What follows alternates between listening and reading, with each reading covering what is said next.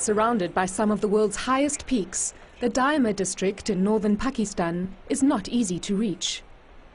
Isolated for generations, the tribal people here have always been religious, conservative, and suspicious of outsiders.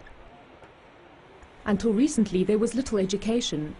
Women could not earn their own income, and people were open to extremist ideas.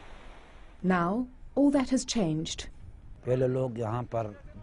Before, people from this area would go and train in different areas of Pakistan in the name of waging jihad to protect Islam. After the projects, a change came on the people, and they stopped going. This project that caused such a change in people's attitudes was initiated by the UN's International Fund for Agricultural Development, or IFAD. Its aim was to reduce poverty, and it was the first ever development project in the area. But for the tribal people here, what the project proposed was initially hard to accept. At first they said women's organizations had to be formed, but the social attitudes in this area didn't allow women to gather or be mobilized. The project also brought a credit system with loans, but according to the people's perception here, those loans were un-Islamic. This was viewed as a threat to their religion and culture. The resistance was fierce. It came to a point that bombs went off, vehicles were fired at. I was there myself in Darel. The vehicles were stopped, tires were burst, glass was blown out. We were only saved when people from the nearby village came to rescue us. The religious scholars in the area were deeply divided.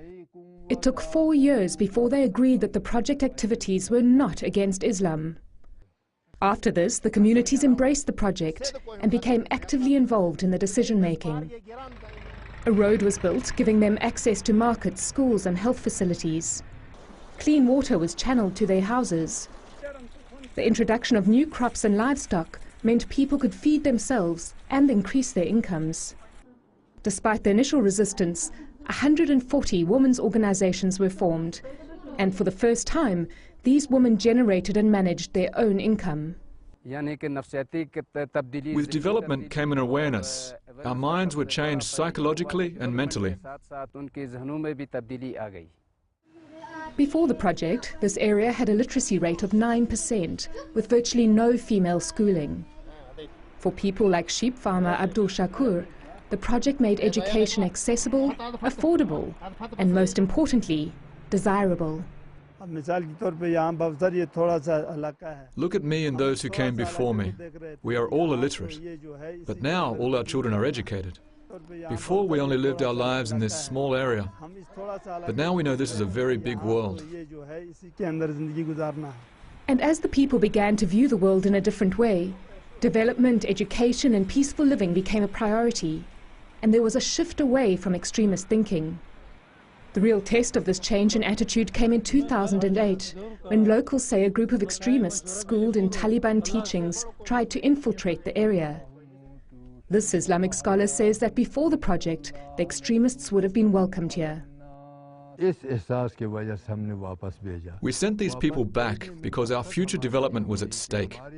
We want our development in education, in money and trade. We want development of our people. This is only possible when there is peace. Now this community no longer relies on the project to fulfill its needs. They've recently pooled their own money to generate electricity. And at a time when fundamentalism threatens world stability, they are proof that when people are exposed to a bigger world, attitudes can change.